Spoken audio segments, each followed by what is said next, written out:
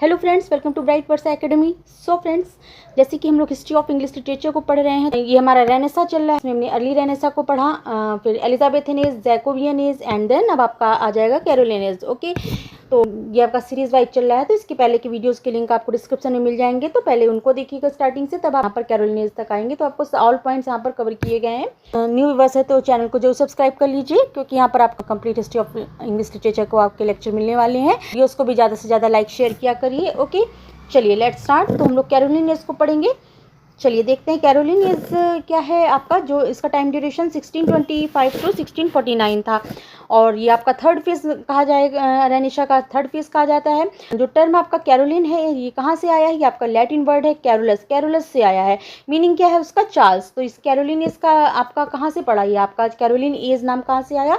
Caroline word है वो आपका लैटिन वर्ड कैरोलस से आया है, जिसका अर्थ होता है चार्ल्स। पीरियड में आपके जो राजा थे चार्ल्स फर्स्ट थे, इनके नाम पर रखा गया है। ओके, जैकोबियन एज कैसा था? हमने बताया था जेम्स फर्स्ट वहाँ के किंग थे, यहाँ पर जैकोबियन एज उनके नाम पर रखा गया, और यहाँ पर चार्ल्स फर्स्ट थे, तो ये कैरोलिन एज हो गया। ओके, क्लियर हुआ इतना? चलिए, Caroline age was period of political unrest, religious conflict and civil war. ये आपका पीरियड कैसा था? राजनीतिक अशांति थी, धार्मिक संघर्ष चल रहा था, गृह युद्ध के दौर था ये आपका। Like the optimistic Elizabethan age, it was marked by tension between the monarchy and parliament, leading to the English civil war and ultimately the execution of king Charles first in 1649। देखिए, आपका ऑप्टिमिस्टिक जो Elizabethan age था उसके विपरीत ये आपका बिल्कुल इस पीरियड में आपके जो मोनार्की थी, मोनार्की और पार्लियामेंट के बीच में आपके टेंशन चल रहा था, तनाव, इसके कारण यहाँ पर सिविल वॉर हुआ। और इंग्लैंड की एक बहुत बड़ी घटना थी कि एक राजा को यहाँ पर फांसी दे दी गई थी, फर्स्ट को यहाँ पर 1649 में एग्जीक्यूट कर दिया गया। ये इंग्लैंड की हिस्ट्री में एक इंसिडेंट था कि यहाँ पर 1649 में यहाँ के राजा को ही एग्जीक्यूट कर दिया गया था। ओके, और दीज पॉलिटिकल डिस्टर्बेंस, और यहाँ की जो पॉलिटिकल डिस्टर्बेंस थी वो डीपली इन्फ्लुएंस कर रहे थे इंग्लिश लिटरेचर को, making it more reflective, religious and philosophical.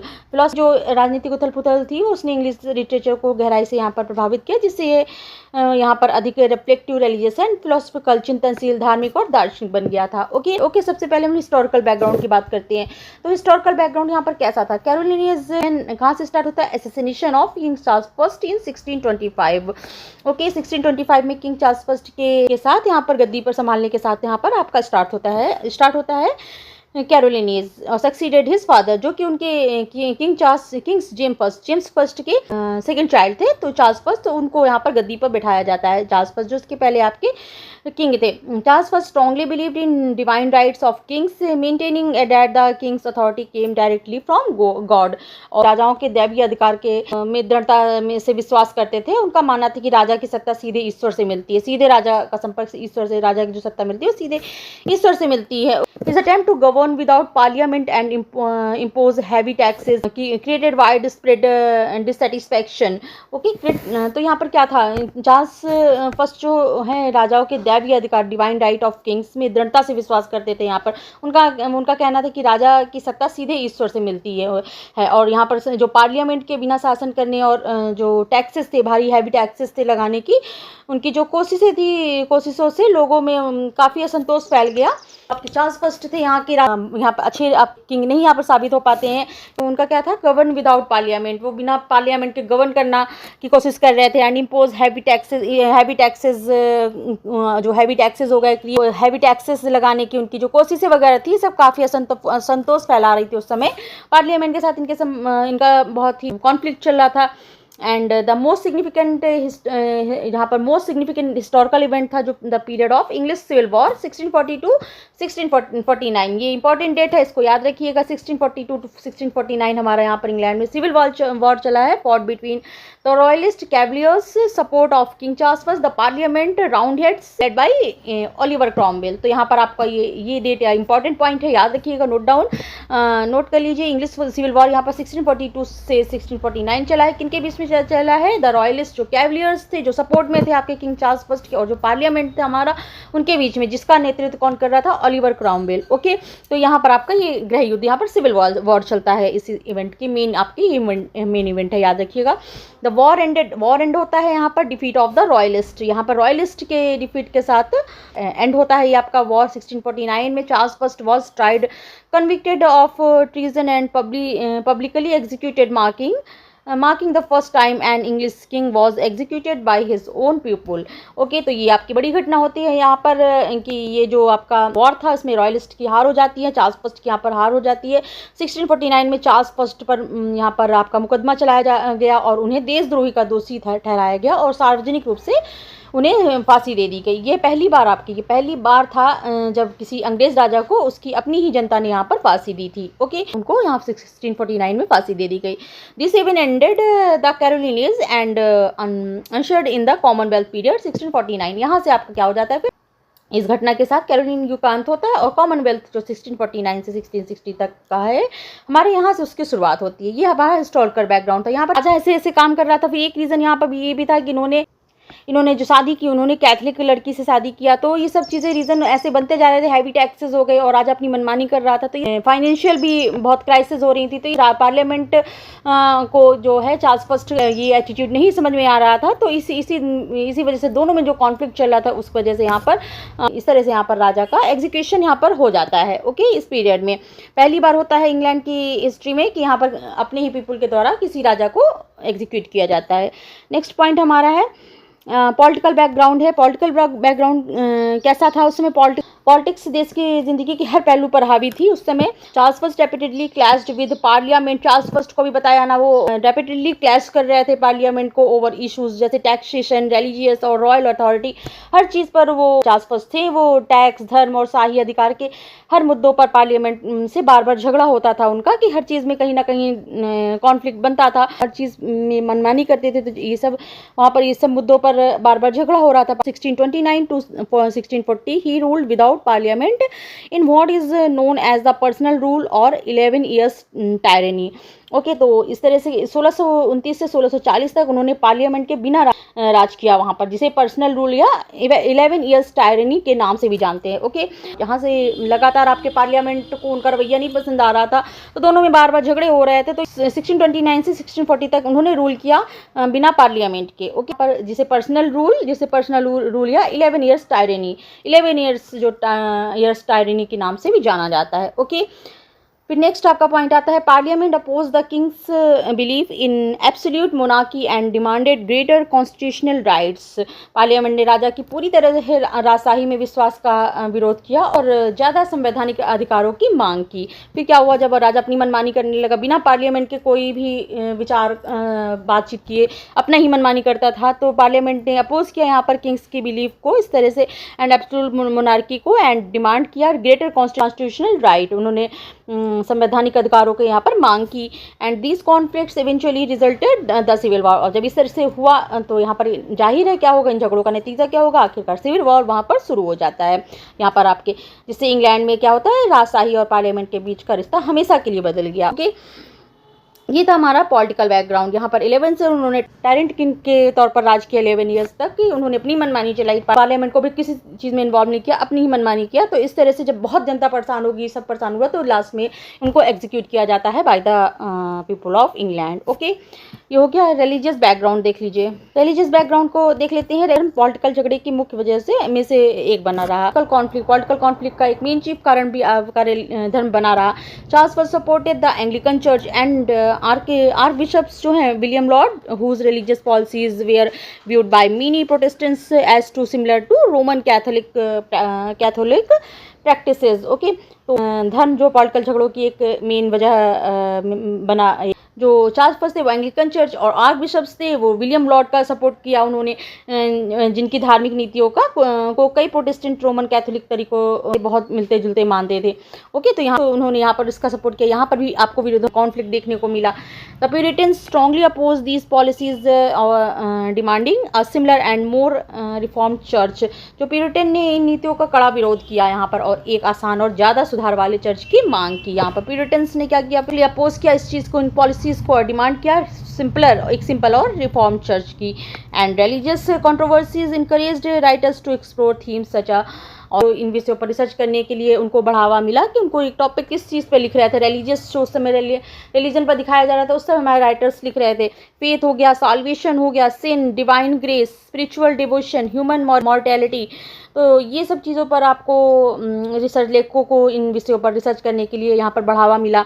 And writers को। As a result religious poetry become one of the most significant literary achievements of the Caroline age. और इस तरह नतीजा हुआ कि धार्मिक कविता कैरोलिन युग की सबसे अहम साहित्यिक उपलब्धियों में से एक बन गई। ओके, सोशल बैकग्राउंड की बात करेंगे तो सोशल बैकग्राउंड क्या था उस समय? सिविल वॉर ने इंग्लिश समाज को बांट दिया था। यहाँ पर families, friends and communities often supported opposing political factions. परिवार हो गए, दोस्त समुदाय अक्सर विरोधी राजनीतिक गुटों का साथ देते थे। Economic difficulties, political instability and religious disagreements created uncertainty throughout the country. तो और जो यहाँ पर फिर इकोनॉमिक डिफिकल्टीज़ हो गई, पॉलिटिकल इंस्टेबिलिटी हो गई, राजनीतिक अस्थिरता हो गई, धार्मिक मतभेद हो गए यहाँ पर, एंड इन सब ने क्रिएट किया क्या? Uncertainty throughout the country. इन सब चीज़ों ने मिलकर क्या हुआ? इन सब मतभेदों ने पूरे देश में अनिश्चितता पैदा कर दी, अनसर्टेनिटी को जन्म दिया, पैदा करी। Despite this disturbances literature continued to flourish specially in the fields of lyric poetry, devotional poetry and courtly verses. इन सब गड़बड़ियों के बावजूद भी यहाँ पर क्या साहित्य जो है हमारा लिटरेचर है फलता फूलता रहा। खासकर जो आपकी पोइट्री हो गई, लिरिक पोइट्री हो गई, डिवोशनल पोइट्री हो गई, रिलीजियस पोइट्री हो गई एंड कोर्टली वर्सेस को के क्षेत्र में काफ़ी यहाँ पर फला फूला ये सब चीज़ों पर यहाँ पर लिखा गया है। ओके, नेक्स्ट हम लोग बात करेंगे लिटरेरी कैरेक्टरिस्टिक्स की। ओके, तो यहाँ जो था आपका लिटरेचर में भी उस समय उसकी राजनीतिक अशांति, धार्मिक संघर्ष और गृह युद्ध जो आपका सिविल वार हो रहा था, इससे गहराई से यहाँ पर प्रभावित था। इसलिए इस एज की जो आपके वर्क्स हैं उसमें आपके जो बाहरी वैभव की अपेक्षा आध्यात्मिक आत्मचिंतन हो गया, स्पिरिचुअलिटी ऑन मॉरल एंड धार्मिक रिलीजियस की भावना आपको अधिक दिखाई देगी। ओके, मेन कैरेक्टरिस्टिक्स है यहाँ पर रिलीजियस डेवोशंस होते थे इस पीरियड में। आपके कवियों ने ईश्वर, आस्था, प्रार्थना हो गई, आत्मा के मोक्ष हो गया, आपका साल्वेशन हो गया, जैसे विषयों पर अधिक लिखा है। जैसे साहित्य में धार्मिक भावनाएं और ईश्वर के प्रति समर्पण को विशेष स्थान दिया गया। फिलोसफिकल रिफ्लेक्शन देखने को मिले हैं इसमें। आपके जीवन, मृत्यु, समय, आत्मा हो गया, मानव के अस्तित्व हो गया, जैसे गहरी जो आपके फिलोसफिकल क्वेश्चंस थे उस पर विचार करता है यहाँ पर। तो कवियों ने जीवन के उद्देश्य और सत्य को यहाँ पर समझाने का प्रयास किया है। स्पिरिचुअल मेडिटेशन हो गया, कभी आत्मा और ईश्वर के संबंध, पाप हो गया, पश्चाताप हो गया, आत्मशुद्धि पर यहाँ पर गंभीर चिंतन करते हुए दिखाया गया है। उनकी रचनाओं में आध्यात्मिक अनुभवों से परिपूर्ण दिखाई गई है। सिंप्लिसिटी ऑफ लैंग्वेज रहती थी, सरल, स्पष्ट और प्रभावशाली भाषा का यहाँ पर लैंग्वेज का यूज़ किया गया, जिससे कि उनके धार्मिक और नैतिक विचार सीधे आपके ऑडियंस तक पहुंच सके। लिरिक पोइट्री थी यहाँ पर। लिरिक कविता का अत्यधिक विकास हुआ। इन कविताओं में कवि की व्यक्तिगत भावनाएं, प्रेम, प्रकृति, भक्ति और जीवन के अनुभवों की सुंदर अभिव्यक्ति मिलती है हमें देखने को। मॉरल सीरियसनेस हो गई। लिटरेचर का उद्देश्य केवल मनोरंजन ही नहीं था, बल्कि लोगों को नैतिक शिक्षा भी देना था। सत्य, सदाचार, कर्तव्य और धार्मिक जीवन पर विशेष यहाँ पर बल दिया गया। मॉरल सीरियसनेस थी। इमोशनल सिंसियरिटी हो गई। भावनाओं को बिना किसी आर्टिफिशियलिटी के सच्चाई और ईमानदारी से व्यक्त किया गया। भावनाओं को उनकी कविताओं में हृदय और वास्तविक अनुभूतियाँ दिखाई दी हैं। मेटाफिजिकल विट मेन इंपॉर्टेंट है आपका यहाँ पर। फिजिकल विट जो थी इस पीरियड में जो कविता थी वो मेटाफिजिकल पोइट्री का प्रभाव बहुत ज़्यादा दिखाई दिया। इसमें बुद्धिमत्ता हो गई, आपकी तर्क अनोखे रूप से यहाँ कंसीट का यूज़ करके एक डीप थॉट्स हो गए, गहन विचार को और कल्पनाशील तुलना का प्रयोग किया जाता है। इसमें मेटाफिजिकल विट हो गई। ओके, ये मेटाफिजिकल पोइट्स यहाँ पर थे, अभी हमने बात किया। कार्पेडियम सीज द डे। कार्पेडियम का यहाँ पर कार्पेडियम जो आपका हो गया सीज द डे मीन्स आज का आनंद लो। क्या कह सकते हैं? कार्पेडियम क्या होगा? आज का आनंद लो या क्षण का सदुपयोग करना। तो कार्पेडियम में आपका क्या है? ये कार्पेडियम आपका लैटिन वर्ड है, आपका एक लैटिन फ्रेज है जिसका अर्थ होता है आज का पूरा लाभ उठाओ और वर्तमान क्षण का आनंद लो। इसी विचार के अनुसार जीवन छोटा और अनिश्चित है, मीन्स इसलिए वर्तमान को खुशी और उत्साह के साथ जीना चाहिए। इस भावना को आपके रॉबर्ट हैरिक की कविताओं में आपको विशेष रूप से देखने को मिलेगी। कार्पेडियम को दिखाया गया। फिलॉसफी हो गया। Reflection on the death, time and eternity. मृत्यु की अनिवार्यता, आत्मा की अमरता और जैसे विषयों पर यहाँ पर गंभीर विचार को दिखाया गया। तो इस तरह आपका लिटरेरी कैरेक्टरिस्टिक्स है यहाँ पर कुछ। Compare with the Jacobean age, Caroline literature become more personal, meditative and devotional. अगर जैकोबियन एज से आपकी तुलना की जाए तो कैरोलिन एज जो है लिटरेचर में अधिक आपका पर्सनल और मेडिटेटिव एंड डिवोशनल बन गया, जिससे कि इस युग के कवियों ने राजनीतिक संघर्ष, धार्मिक अशांति के बीच मानव जीवन, ईश्वर, नैतिकता और आध्यात्मिक शांति की खोज की और रचनाओं का मुख्य विषय बनाया इस चीज़ को। ओके, लिटरेरी कैरेक्टरिस्टिक्स से जो उस समय लिखा गया जो कि जैकोबियन एज के थ्रू यहाँ पर कैरोलिन एज ज़्यादा आपका मेडिटेटिव, डिवोशनल एंड पर्सनल हो गया। था। मेजर लिटरेरी मूवमेंट्स जो हुए हैं वो ये भी इंपॉर्टेंट है आपका। Two important poetic traditions flourish during this period. इस पीरियड में दो महत्वपूर्ण पोइटिक ट्रेडिशंस यहाँ पर फ्लोरिश हुए हैं। तो मेटाफिजिकल पोइट्री हो गई और कैवलियर पोट होते थे। तो ये मेटाफिजिकल पोइट्री क्या हो गया, तो इसमें आपके कैरोलिनेज में मेटाफिजिकल पोइट्री जॉन डन की परंपरा को आगे बढ़ाते हुए हुआ है। इसमें जॉन डन आपके मेटाफिजिकल पोइट के आपके प्रोमिनेंट इंपॉर्टेंट आपके राइटर हैं। तो जॉन डन की जो मेटाफिजिकल पोइट्री इसी को कैरोलिनेज में आगे बढ़ाया गया है। इसी शैली को कवियों ने न केवल भावनाओं को ही नहीं व्यक्त किया है बल्कि गहरे दार्शनिक विचारों और बुद्धिमत्तापूर्ण तर्कों को भी यहाँ पर तर्कों के माध्यम से जीवन में प्रेम, ईश्वर और आत्मा जैसे यहाँ विषय हैं कि यहाँ पर दिखाते हैं। क्या मुख्य विशेषताएं होती थी, इंटेलेक्चुअल आर्गूमेंट होता था, एक इंटेलेक्चुअल आर्गूमेंट रहता था कविता में, आपके गहन विचार, तार्किक विश्लेषण होता था, एक इंटेलेक्चुअल आर्गूमेंट दिखाई देता, तर्क दिखाई देता, कंसीट का प्रयोग हुआ है, extended metaphors. Okay, extended metaphors क्या हो गया, यहाँ पर कोई साधारण चीज को असाधारण बनाकर उसकी तुलना करके एक नए अर्थ के रूप में ही यहाँ पर दिखाया जाता है, तो वो कंसीट का फुल यूज किया गया है। रिलीजियस सिंबॉलिज्म हो गया, ईश्वर, आत्मा हो गए, पाप हो गया, मोक्ष, गॉड हो गए, सोल हो गया, पाप हो गया, साल्वेशन हो गया, इन सब आदि के प्रतीकों का यहाँ पर यूज़ किया गया रिलीजियसली सिंबॉलिज्म का। फिलोसफिकल डेप्थ और जीवन, मृत्यु, प्रेम और सत्य जैसे विषयों का गंभीर चिंतन करते हुए दिखाया गया है। लिटरेचर में इमोशनल इंटेंसिटी और भावनाओं की सशक्त एवं प्रभावशाली अभिव्यक्ति की गई है ये आपकी मेटाफिजिकल पोइट्री में। ओके, तो ये आपका मेन आपका हो गया कंसीट का। वो यूज़ करते थे कि जो चीज़ नॉर्मल है उस चीज़ को एक ऐसी चीज़ से तुलना करेंगे जो कि है ही नहीं, समझ लीजिए है ही नहीं। फिजिकल मीन्स बाहरी रूप से जो है उसको वो उसके परे वो फिजिकल रूप से ना हो करके जो बिल्कुल असाधारण तुलना की जाती है वो मेटाफिजिकल पोइट्री हो गई। ओके, नेक्स्ट आपका है कैवलियर पोइट्री। दो पोइट्री तरह की पोइट्री थी, एक आपकी मेटाफिजिकल हो गई, कैवलियर पोइट्स हो गए। तो cavalier poets we are supporters of king Charles first, ये आपके किंग चार्ल्स फर्स्ट के सपोर्टर थे। Okay, their poetry celebrates love, beauty, friendship, loyalty, pleasure, ये सब चीज़ें आपको द एन्जॉयमेंट ऑफ लाइफ, ये सब आपको कैवलियर पोइट्री में आपको देखने को मिलती है। किंग चार्ल्स फर्स्ट के आपके मेन है कि सपोर्टर थे यहाँ के लोग। इनकी कविता का मुख्य संदेश था कि जीवन बहुत छोटा है इसलिए वर्तमान का आनंद लेना चाहिए। ओके, कैवलियर पोइट्री में आपकी सब चीज़ें आपकी मेन विशेषताएं थी आपकी कैवलियर पोइट्री की। And inspired by the Latin poet Horace, और पोइट्स थे वो इंस्पायर्ड किससे थे, यहाँ पर होरेस से इंस्पायर्ड थे। They emphasize the philosophy of carpe diem, encouraging people to enjoy the present because life is short। कार्पेडियम, आज का आनंद लो, वर्तमान का सदुपयोग करो की विचारधारा का ही समर्थन करते थे। ओके, कैवलियर पोएट थे आपके। फिर ओके, ये हो गया आपका लिटरेरी कैरेक्टरिस्टिक्स ने। अब हम जो इस समय के आपके मेन राइटर्स थे उनको बात कर लेंगे। मेजर राइटर्स जो हैं जॉर्ज हर्बर्ट जो आपके हैं 1593 से 1633। ओके, जॉर्ज हर्बर्ट आपके एक मेटाफिजिकल पोइट्स हैं ये आपके। एंड इनकी पोइट्री जो है वो religious expresses the souls relationship with God. इनकी पोइट्री जो है पूरी तरह से धार्मिक और आध्यात्मिक भावना से प्रेरित होती थी और उन्होंने मनुष्य की आत्मा और ईश्वर के बीच संबंध को अत्यंत सरल और प्रभावशाली ढंग से यहाँ पर दिखाते थे पोइट्री में अपने। ओके, उनके वर्क्स में। एंड इनका मास्टरपीस क्या है, द टेम्पल जो है इनका मास्टरपीस है जो कि 1633 में आया था। इसमें उन कलेक्शन ऑफ डिवोशनल पोएम्स है ये आपकी धार्मिक कविताओं का एक संग्रह है। And exploring faith, humanity, repentance and divine love, इसमें आपके ईश्वर के प्रेम का सुंदर चित्रण है और इसमें आस्था, विनम्रता, पश्चाताप और ईश्वर के प्रेम का एक पूरा डिवाइन लव को बहुत अच्छे से दिखा रहा है ये वर्क इनका। This style combine simplicity with profound spiritual insight. ये स्टाइल जो है वो कंबाइन करती है सिंप्लिसिटी के साथ एक स्पिरिचुअल इंसाइट को बहुत अच्छे से दिखाती है। ओके, तो ये जॉर्ज हर्बर्ट जो थे आपके 1593 से 1633। टाइम ड्यूरेशन था, मेटाफिजिकल पोएट थे। इनका मास्टरपीस द टेम्पल था जिसमें इन्होंने डिवोशनल और कलेक्शन ऑफ डिवोशनल पोएम्स का ये कलेक्शन था इनका। रॉबर्ट हैरिक नेक्स्ट पोएट थे इसमें 1591 टू 1674। ये कैवलियर पोएट थे आपके। Okay, his poetry celebrates beauty, youth, nature, friendship and the pleasure of life, जो कि अभी कैवलियर पोएट्स की आपकी मेन कैरेक्टरिस्टिक्स था वो उसको फॉलो करते थे इनके पोएम्स वगैरह। एंड इनका जो मेजर वर्क्स है वो एस्पेरिट्स जो 1648 में आया था। Best known poems, one is best known poems or to the virgins to make much of time express the carpe diem philosophy through the famous advice gather ye rosebuds while ye may।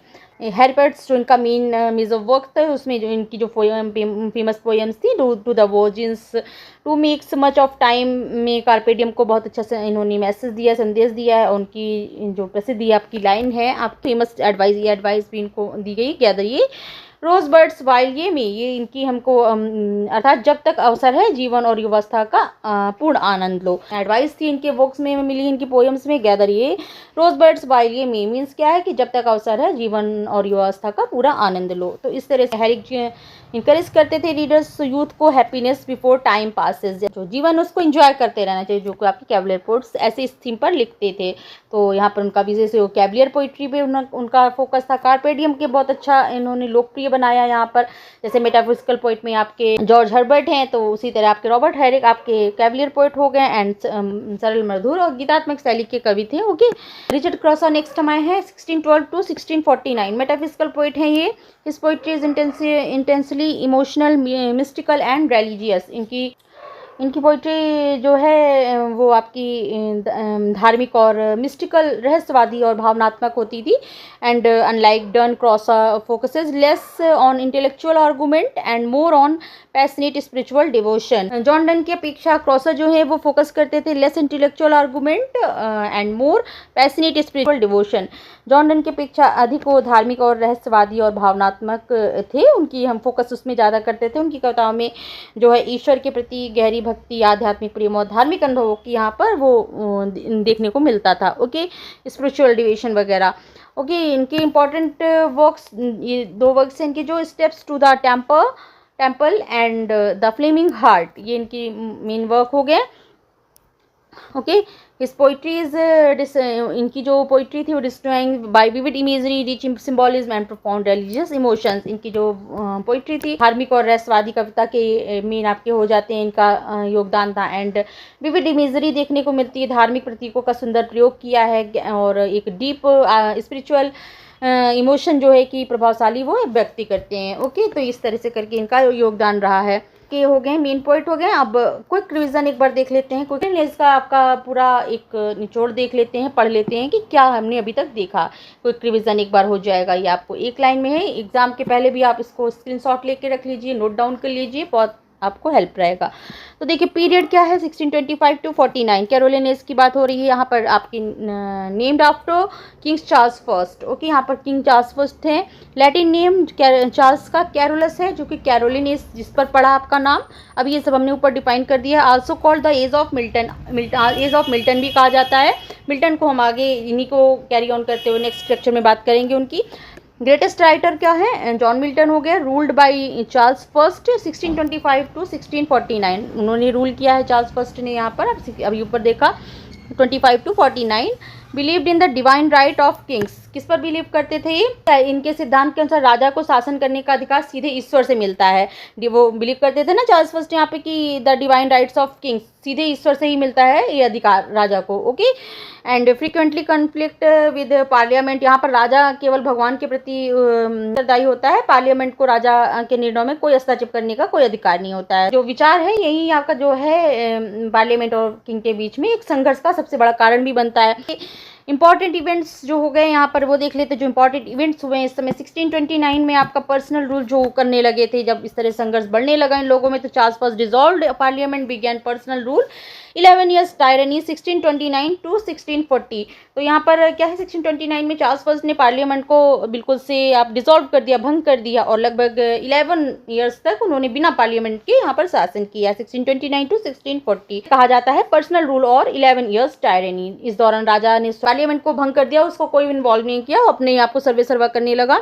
And इस समय उन्होंने क्या किया, जब वो 11 years tyranny जो rules चला इनका, हैवी टैक्सेशन लगाए पार्लियामेंट के बिना कंसेंट के, रिलीजियस कॉन्फ्लिक्ट हुए एंग्लिकन वर्सेस प्यूरिटन पे, led to the English civil war, जो कि हुआ भेद हुआ, जो कॉन्फ्लिक्ट चला उसमें आपको 1642 टू 1651 यहाँ पर सिविल वार भी देखने को मिला। लॉन्ग पार्लियामेंट 1640 तक इन्होंने 11 ईयर्स बताया यहाँ पर रूल किया। Long parliament was summoned. तो यहाँ पर क्या है कि 1640 में जब आर्थिक संकट के कारण चार्ल्स फर्स्ट को पुनः पार्लियामेंट बुलानी पड़ी। अब क्यों हुआ? क्योंकि इनको स्पेन पर वॉर करना था, लेकिन अब यह क्या है, पैसे रुपए जो था, पैसा रुपए का जो फंडिंग था, ये सब चार्ज तो जो था सब पार्लियामेंट के पास था। अब इनको पैसे रुपए की जरूरत पड़ी, अब वॉर के लिए तो जरूरत पड़ेगी, लेकिन पार्लियामेंट के पास फिर उनको बुलानी पड़ी। पार्लियामेंट ने जब आप अपना खुद ही टायरेनी बन गए तो पार्लियामेंट ने भी सपोर्ट नहीं किया, लेकिन इन्होंने फिर भी वॉर किया, वैसे ही कर दिया। तो ये सब था। लॉन्ग पार्लियामेंट समन बुलाया इन्होंने 1640 में आर्थिक संकट के कारण कि चार्ल्स फर्स्ट को पुनः पार्लियामेंट बुलाई, इसे कहते हैं लॉन्ग पार्लियामेंट। पार्लियामेंट ने राजा की निरंकुश नीतियों का यहाँ पर विरोध किया। अब पार्लियामेंट भी बहुत गुस्साई हुई थी। अर्ल ऑफ स्टार्टफोर्ड 10 नवंबर 1640, ये घटना भी याद रखिएगा। यहाँ पे क्या हुआ, अर्ल ऑफ स्टार्टफोर्ड पार्लियामेंट भी अब बहुत गुस्साई हुई थी कि नहीं, राजा तो अपने में ही है, केवल अपने ही चला रहा है। तो इस तरह से पार्लियामेंट भी बहुत नाराज थी और दोनों में गृह सिविल वार हो रहा था। रियल नेम आपका ये जो आपका घटना हुई है अर्ल ऑफ स्टार्टफोर्ड जो 10 नवंबर 1640 को। ओके, तो इन्होंने जो थॉमस वेंटवर्थ जो इनका रियल नेम है और जो इनका टाइटल थे अर्ल ऑफ स्टार्टफोर्ड, जो इनका रियल नेम थॉमस वेंटवर्थ है, इन्होंने जो है किंग्स चार्ल्स फर्स्ट के जो चीफ एडवाइज़र थे, मेन सलाहकार थे, उन्होंने 10 नवंबर 1640 को एक्यूज्ड बाय पार्लियामेंट, इन्होंने पार्लियामेंट ने क्या किया, एक्यूज किया, चार्जेस लगाए हाई ट्रेजन्स का, ट्रेजन्स अगेंस्ट द स्टेट।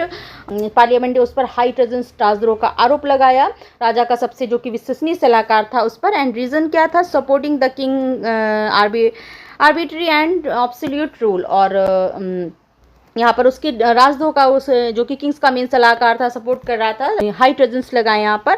और parliament action presented catalogue of parliament ने एक catalogue of complaints against him उसके प्रेजेंट किया। और increased hostility between Kings Charles first and parliament. और इसी से और क्या हो गया, ये चीज़ ने और भी, इस घटना ने और भी पार्लियामेंट और राजा चार्ल्स फर्स्ट के बीच में और भी ज़्यादा तनाव को बढ़ा दिया।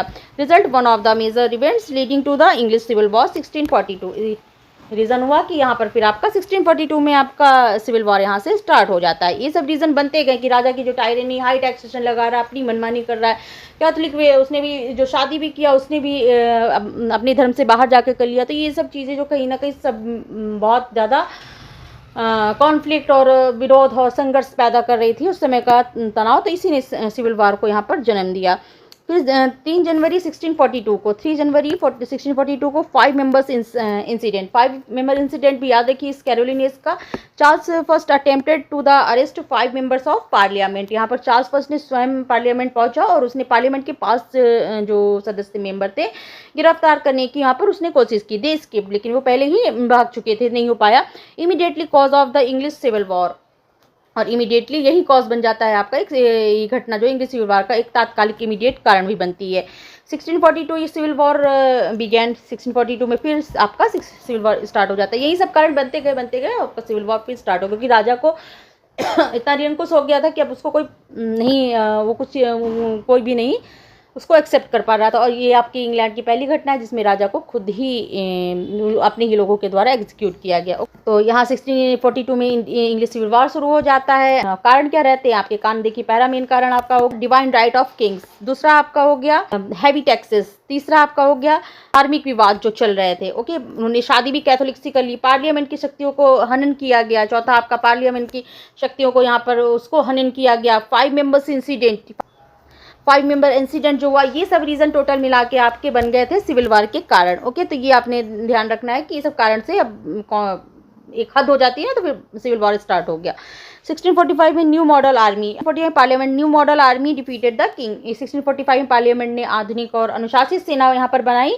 यही क्या इसी को कहा जाता है न्यू मॉडल आर्मी हो गया ये। और इनके नेतृत्व में आपके इसका नेतृत्व कौन कर रहा था, ओलिवर क्रॉमवेल। ओके, जहाँ के लीडर आपके मेन थे ओलिवर क्रॉमवेल, इसका नेतृत्व किया और न्यू मॉडल आर्मी यहाँ पे बनी अनुशासित और आधुनिक तरीके से। यहाँ पर फिर इसी सेना ने सिविल वॉर जीतने में सबसे बड़ी आपकी यहाँ पर भूमिका निभाई। और यहाँ पर ओलिवर क्रॉमवेल जो लीड कर रहे थे, यहाँ से इनकी विजय होती है। ओके, यह हो गया आपका 1649 में चार्ल्स फर्स्ट एग्जीक्यूटेड। फाइनली 1649 में चार्ल्स फर्स्ट को एग्जीक्यूट कर दिया गया। Monarchy abolished. 1649 चार्ल्स फर्स्ट पर मुकदमा चला, उसे देशद्रोह का दोषी माना गया और 30 जनवरी 1649 को उसे मृत्युदंड दे दिया। कॉमनवेल्थ की सरकार यहाँ पर बनती है और 30 जनवरी 1649 में उसको एग्जीक्यूट करा गया चार्ल्स फर्स्ट को। ओके, इंग्लिश सिविल वॉर आपको यहाँ पर 2 पार्टीज में हो रहा था, याद रखिएगा। रॉयलिस्ट जो कि कैवलियर्स थे, सपोर्टेड किंग चार्ल्स के सपोर्टर थे, मोस्टली नोबल्स एंड एंग्लिकन्स जो थे आपके। पार्लियामेंट नेक्स्ट था, पार्लियामेंट जो कि राउंड हेड्स कहे जाते हैं, सपोर्टेड पार्लियामेंट को कर रहे थे, mostly Puritans and middle class led by Oliver Cromwell. Puritans थे और मिडिल क्लास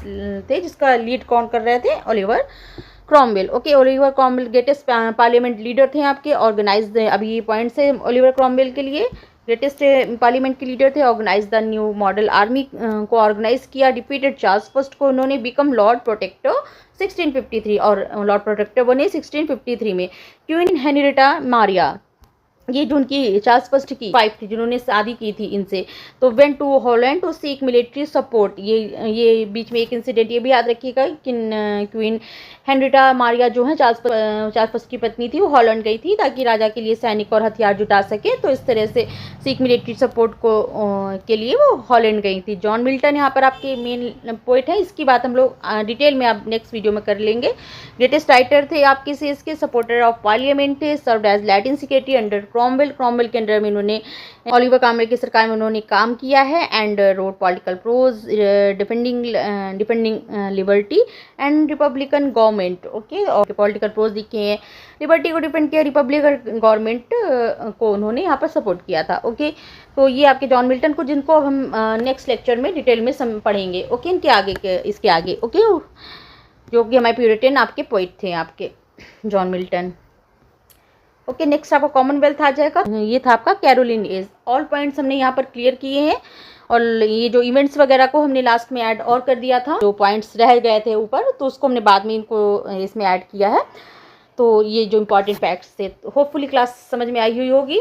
और अगर अच्छी लगे तो ज़्यादा से ज़्यादा लाइक शेयर एंड सब्सक्राइब किया करिए। आपका लाइक शेयर हमें बहुत मोटिवेट करता है, तो ज़रूर लाइक शेयर एंड सब्सक्राइब किया करिए चैनल को, क्योंकि आपकी यहाँ पर हम यहाँ पर पूरी हिस्ट्री ऑफ इंग्लिश लिटरेचर को कवर करेंगे। ओके, ऑल पॉइंट्स यहाँ पर हैं आपके, और इसके बाद देन जब कंप्लीट हो जाएगा तो हम इसकी पूरी प्रैक्टिस भी करेंगे। ओके, और ये टीजीटी पीजीटी का इस पर्पज़ से भी आपके बहुत इंपॉर्टेंट है।